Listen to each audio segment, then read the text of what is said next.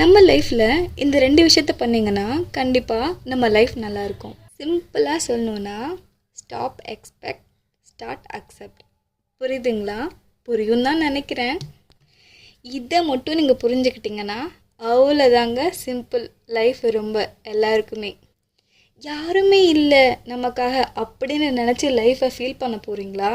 இல்லை நம்ம லைஃப்க்கு யாரும் தேவையில்லை, நமக்கு நம்ம போதும் அப்படின்னு உங்கள் லைஃப்பை ஹாப்பியாக எடுத்துகிட்டு போக போகிறீங்களா?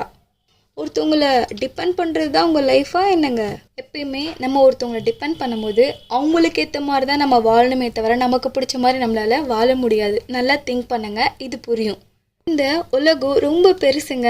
ஒரு சைடில் நமக்கு மிஸ் ஆச்சுன்னா ஏதாச்சும் ஒரு சைடில் நம்ம மிஸ் ஆனது நமக்கு கண்டிப்பாக கிடைக்கும். இதை அனுபவிச்சவங்களுக்கு நான் சொல்கிறது கண்டிப்பாக புரியும். Good things will happen, simply just wait. புரியுதுங்களா? ஸ்டாப் எக்ஸ்பெக்ட்லேருந்து ஸ்டார்ட் அக்செப்ட் பண்ணி பாருங்கள், நான் சொல்கிறது புரியும்.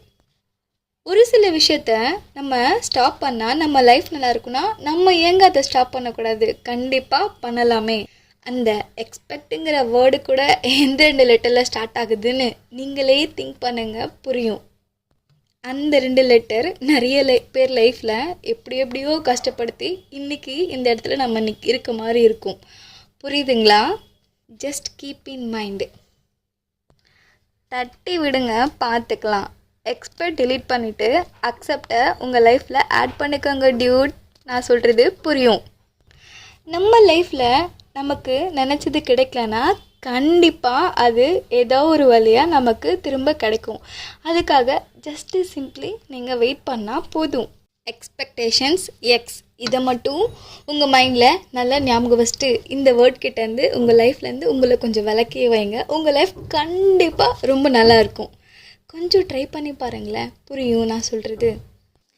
ஒன்று சொல்ல மறந்துட்டேன், நமக்கு எக்ஸும் நல்லது கிடையாது, நமக்கு எக்ஸ்பெக்டேஷன்ஸும் நல்லது கிடையாது. புரியுதுங்களா?